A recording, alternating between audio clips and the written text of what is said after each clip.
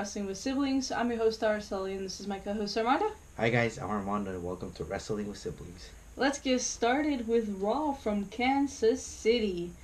Alright, WWE Champion Kofi Kingston opens up the show, and he says, I'm still standing tall after the attack that Dolph Ziggler had on me last week on SmackDown. Yeah, all I gotta say is I'm glad to see Dolph Ziggler back. He's gonna be in action, as you guys know, in a couple of weeks.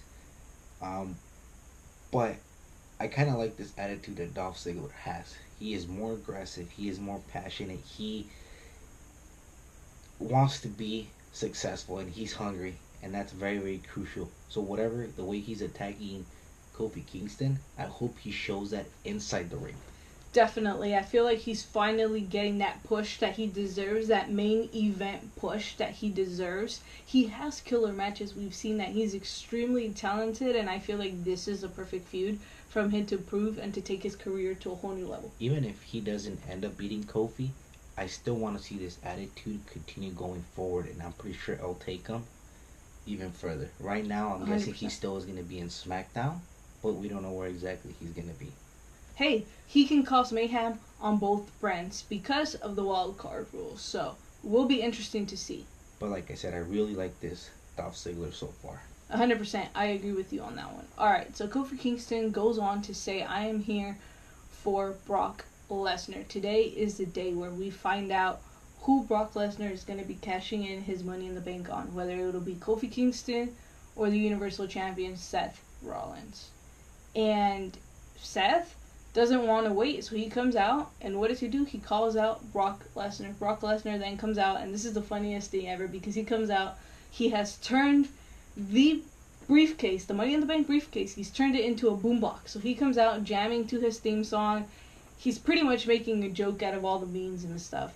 And you can definitely see Seth Rollins bursting out laughing inside. He couldn't hold it in. You can definitely tell that. And eventually that leads him to him leaving because he's like, you're making a joke out of this entire moment.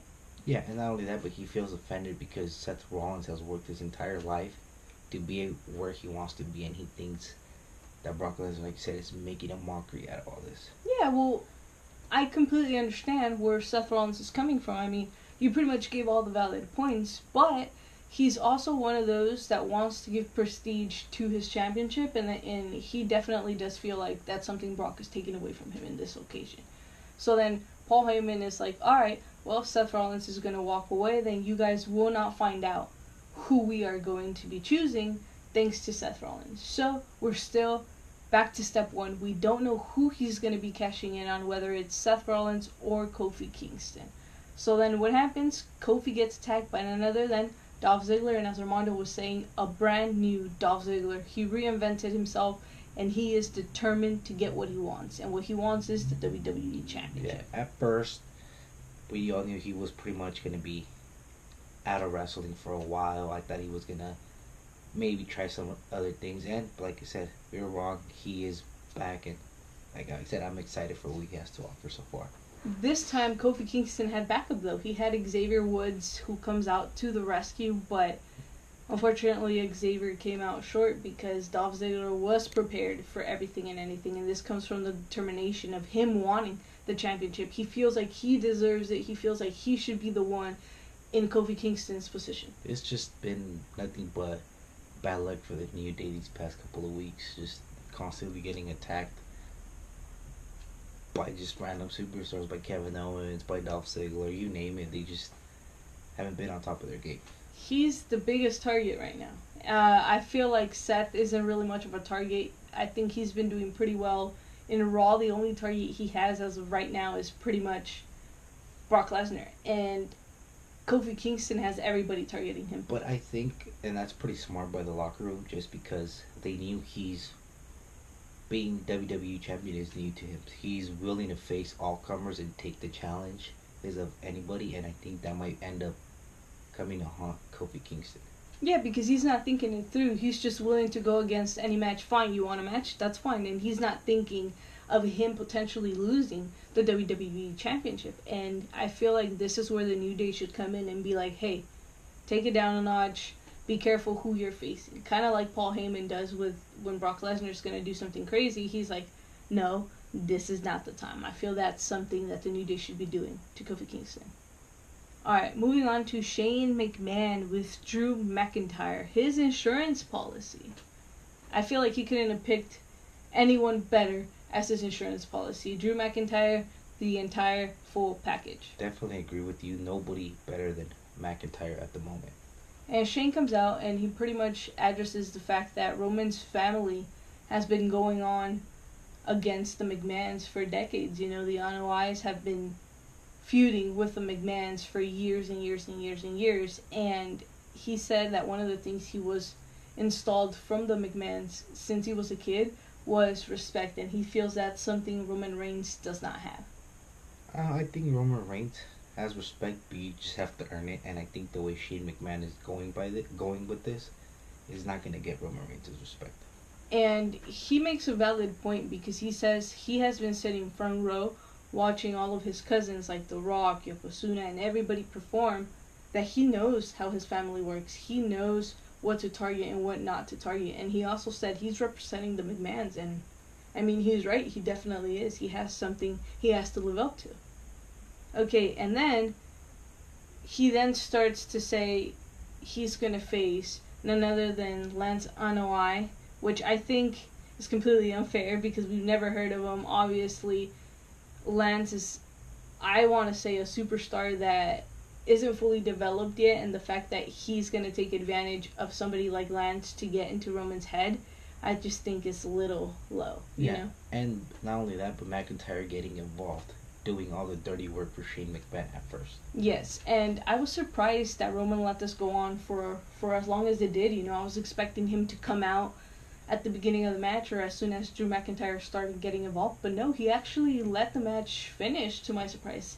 And Lance, obviously, if I didn't say it before, is Roman Reigns' cousin, who we haven't heard of. And it really wasn't an actual match because it was over within like maybe 5 minutes. So Lance was able to show a little bit of his athletic ability, but it was totally unfair. Yeah, it definitely was. And Roman finally had enough. He came out, he cleaned house, and he proved, hey, if you're going to mess with my family, I'm going to shoot back at you. And, I mean, I can't blame Roman for doing that. I mean, can you? Nope.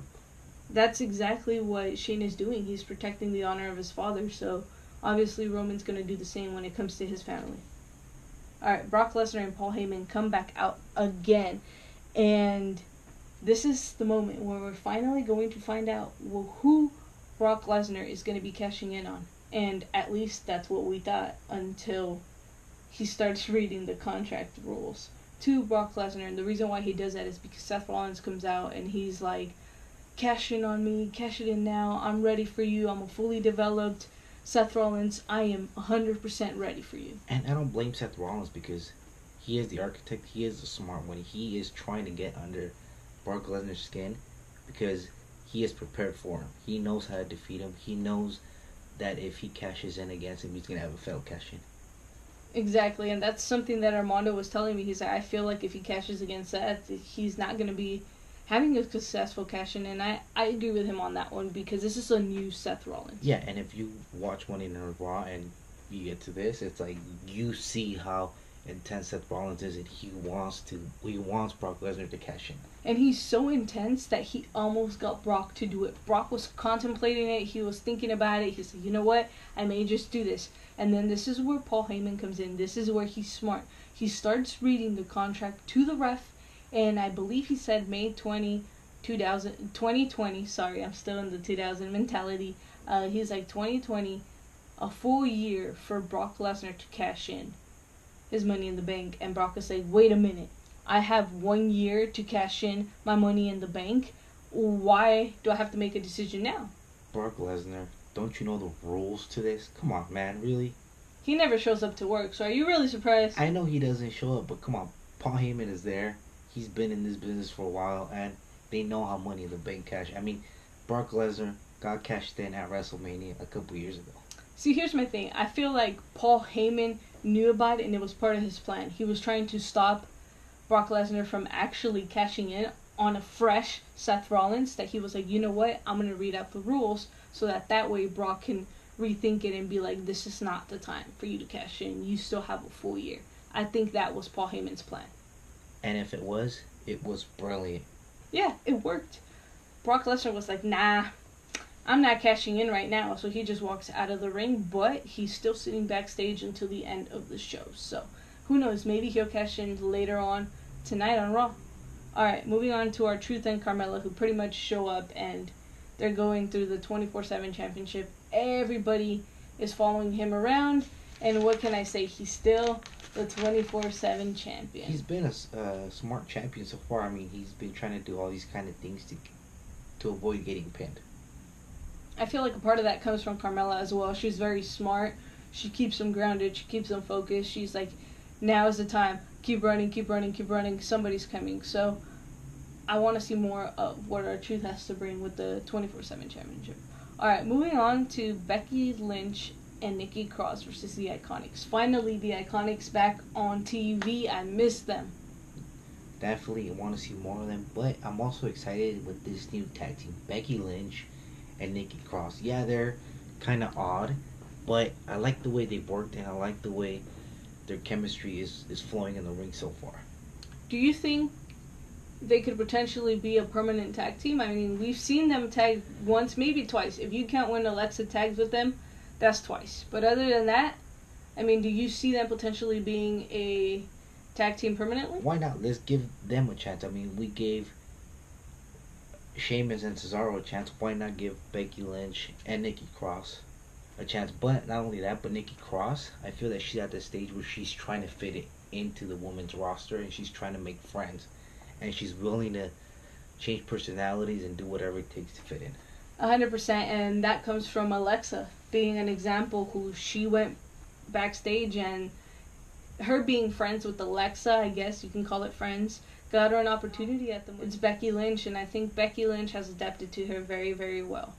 And the Iconics, what can we really say about them? They're the tag champs for a reason. Their chemistry inside of the ring is absolutely phenomenal. Yeah, and they proved it by targeting Nikki Cross. I mean, they pretty much knew that if they target Nikki Cross, they pretty much were going to win the match. But, you know, she ended up tagging Becky Lynch, and it just changed the game from there. That's pretty much inevitable. I mean, you thought keeping Becky out of the match was going to be crucial, but the moment she came in, you knew it was a game changer. And another thing, too, they were starting to get under Becky Lynch's skin. They knew that if, like, oh, look, we got a title, you know, you're Becky won belt. They started trash talking her, and that kind of just got Becky Lynch even more mad. Yeah, and keep in mind, Becky's already upset because she lost her SmackDown Women's Championship to Bayley, so she's obviously not fully there. She's not 100% mentally there. She's not physically there.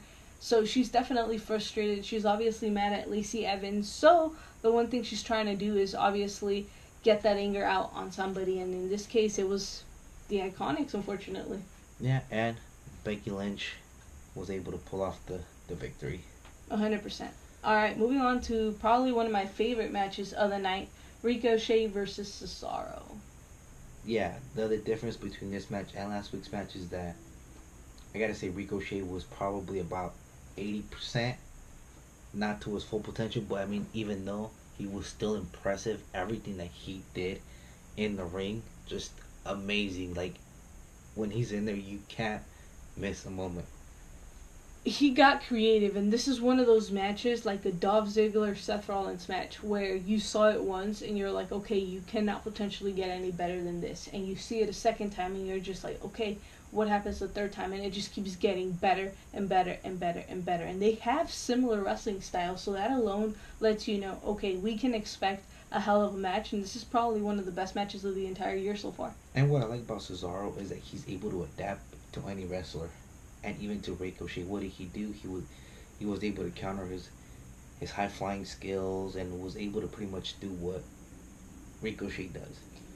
Cesaro, being the veteran and the experienced superstar that he is, started targeting Ricochet's back. Now, he knows he's not 100%. Like you said, he was probably like an 80% in this match, and he was like, you know what, if I can target the back, if I can keep Ricochet down, that gives me an advantage. And he also used power to his advantage to ensure that Ricochet stayed down as much as possible. And since these opponents faced each other last week, they pretty much knew what they all had to bring to the table, and this is where Ricochet's creativity and athleticism came into play, and he was able to pull off the victory. 100%. Alright, moving on to Samoa Joe, who pretty much comes out and he's like, you know what, next week when Rey Mysterio comes to relinquish the the United States Championship, I will be the person that takes it back and brings it back to where it belongs. Knowing Rey Mysterio, I don't think he's going to relinquish the title. Even though he's still hurt.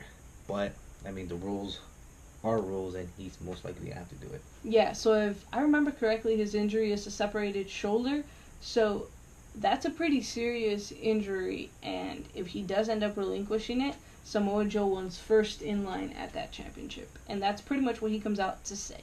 Alright, moving on to Braun Strowman versus The Miz versus Bobby Lashley versus Baron Corbin. The winner of this match becomes the number one contender for the Universal Championship at Super Showdown. So they will face Seth Rollins. Now keep in mind, this is an elimination match. Fatal 4-way elimination match, meaning each member that gets pinned will be eliminated until there's only one man standing. I was very excited for this match because I wanted to see who was going to be Seth Rollins' next opponent after he had just faced AJ Styles. My pick since the beginning was Baron Corbin and obviously The Miz. I feel like Baron is the smartest competitor out of these three opponents. I would have loved to seen Braun Strowman just because I feel that he has had the opportunities, but he really hasn't been able to capitalize, and I feel like he's been getting screwed over. Like, there's always been bad timing. Yeah, there's always something that gets in the way for Braun Strowman, and every single time, whether it's in a match or whether it's him having a championship opportunity, it gets taken away from him, whether it's by somebody or he gets injured or whatever. It's always taken away from him. But Bobby Lashley, I feel like him being with somebody like Leo Rush really elevated his career. Now that he doesn't have him, I feel like he's fully prepared. He's fully developed for high caliber matches like this, and he is one of the most insane athletes I have seen. Yeah, definitely have to agree with you on that one. But I'm also impressed by The Miz. Oh, yeah. Ever since he started feuding with Shane McMahon, we just seen a change of personality. He's more, I gotta say, more humble, but at the same time hungry for victory and wants to do more. He hasn't been champion in a very long time, so I don't blame him. And I also feel like after his feud with Daniel Bryan, he really was like, I need to reinvent myself. I need to find a new Miz because this isn't working for me. And what does he do? He created the Miz that we got to see today. And not only that, but The Miz, like Baron Corbin, they're both smart competitors, and they like to take advantage of opportunities. So if this was the match for Miz to become number one contender, it was this one. Exactly. And Baron Corbin, the smartest competitor that we see in the WWE, you really have to give him to him. He knows how to analyze all of his opponents. He knows what every single one of his opponents' weakness is, and he uses that to his advantage. He takes advantage of every opportunity, as you said. And what else can we say about him? He is brilliant, absolutely brilliant, and I feel like him moving from SmackDown to Raw was the greatest transition we have ever seen. Yeah, everything that he does in the ring is pretty much strategized, and by far, if you're going to agree with me on this, he's one of the top superstars in the Raw roster right now. Yeah, whether you like him or not, you gotta admit, that man is crazy talented, he's smart, he knows what his goals are and how to get there. And not only that, but he knows how to work the crowd to his advantage, and he has done it numerous times, and this match wasn't the exception. Yes, and I also do want to mention he's smart because he starts working with Bobby Lashley throughout this match, and that gives him an advantage because what does he do? They focus on taking out the monster among men, Braun Strowman. They make sure he's down, and then they focus on The Miz, who is the smallest out of all of them. If you really think about it, he's the smallest competitor in this match. And that's more because then now it's him and Bobby Lashley facing each other, and it's pretty much a one-on-one match. Definitely. And so what ends up happening is super weird because, as I did say, this is an elimination match. Braun Strowman able to capitalize. He comes up and he goes right after Bobby Lashley, like they bulldoze together, and Bobby Lashley decides to run off into the crowd, and so what does Braun Strowman do? He wants to give him these hands, so he goes right after him. They're fighting in the crowd, and then Bobby Lashley is leading into the backstage, so they go backstage, and this leaves two competitors, The Miz and Baron Corbin, which is pretty much an even match if you really think about it. And Baron Corbin, end of days, 1, 2, 3, gets the pin. And I thought, okay, The Miz is getting eliminated. Now it's down to 3 men. But little do we know, Baron Corbin was just declared the winner because, according to Michael Cole, Braun Strowman and Bobby Lashley went to the backstage area and didn't come back. And again, what we were saying, Baron Corbin takes advantage of a huge opportunity to be the number one contender. Yeah, and now he's going to go on to Super Showdown to face Seth Rollins. This is a huge opportunity. Do I see him beating him? No. But he's definitely going to give Seth a run for his championship. Definitely, but just keep in mind Seth Rollins has to keep a lookout of what Baron Corbin has to offer and what he has up his sleeve. And now he has to worry about Brock Lesnar as well, because as we do know, he's the Money in the Bank, and for all you know, he can be cashing in that same night. Who knows? Alright, moving on to Sami Zayn with Corey Graves. So this is pretty much the first electric chair thing that's happening.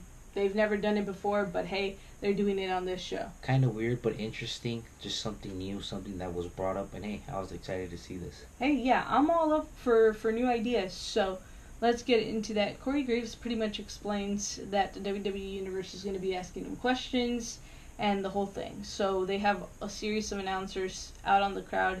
They pick out questions, and some of those questions were, when are you going to be retiring? That's a pretty funny question, because it's kind of like, well, I mean, he's Sami Zayn. He's still pretty young. I know he just came back from an injury, but slow down a little bit, you know?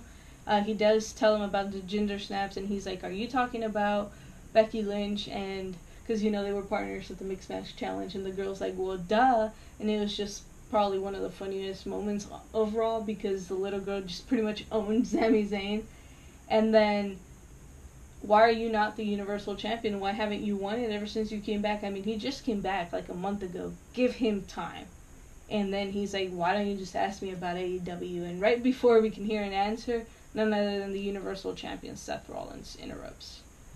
Yeah, he pretty much got tired of hearing Sami Zayn yap his mouth for these past couple of weeks and tonight, and you know, he probably went out there and was like, hey, if you want to talk, let's do it in the ring. Exactly. And what does he do? He grabs the chair, breaks it. So there's the electric chair gone. We're never going to see that again. And so then this leads into Seth Rollins versus Sami Zayn. Another great match. You also have to give credit to Sami Zayn, because he started targeting the knee of Seth Rollins, who we got to see tweak it a little bit after 2 suicides dives. He starts focusing on that knee, but also keep in mind, Seth Rollins is not mentally 100%. He has to worry about Baron Corbin, who is now his number 1 contender for Super Showdown, and he also has to worry about Brock Lesnar sitting backstage. Not only, I don't think so much about Baron Corbin, and not to underestimate him, but more of Brock Lesnar, and like you said, that little tweak that he had. Yeah, I mean, hopefully it's not serious, because we do know he has a history of having knee injuries, but that's something Sami capitalized on, and that's what makes him such a smart and dangerous opponent. Yeah, and then not only that, but his aggression that he has been having these past couple of weeks ever since he came back. A new Seth Rollins, new Sami Zayn.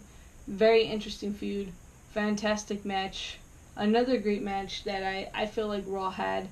But other than that, I mean, that's the end of the Raw podcast, unless you want to add anything. It was a very entertaining show. I really liked it. I want to see more of this, and well, at the end of the day, it was good. Alright, remember to like, comment, share, and subscribe. Become a sibling today. Leave us a comment, write us a review, and if you do that, Armando, what do we have? A shout out? We want to shout out a very special follower. He's been following us pretty much since we started doing this, and his name is Tony. Thank you so much for us. We really appreciate you. Thank you for being a sibling. We love you. We appreciate you. If you want a shout out, all you got to do is comment down below or write us a review on iTunes. So that's all we have for you guys. And for those of you that do not know what WWS stands for, Armando, what does WWS stand for? Wrestling with Siblings. Thank you guys so much, and see you guys next time. Yep, we'll see you guys next time on Wrestling with Siblings.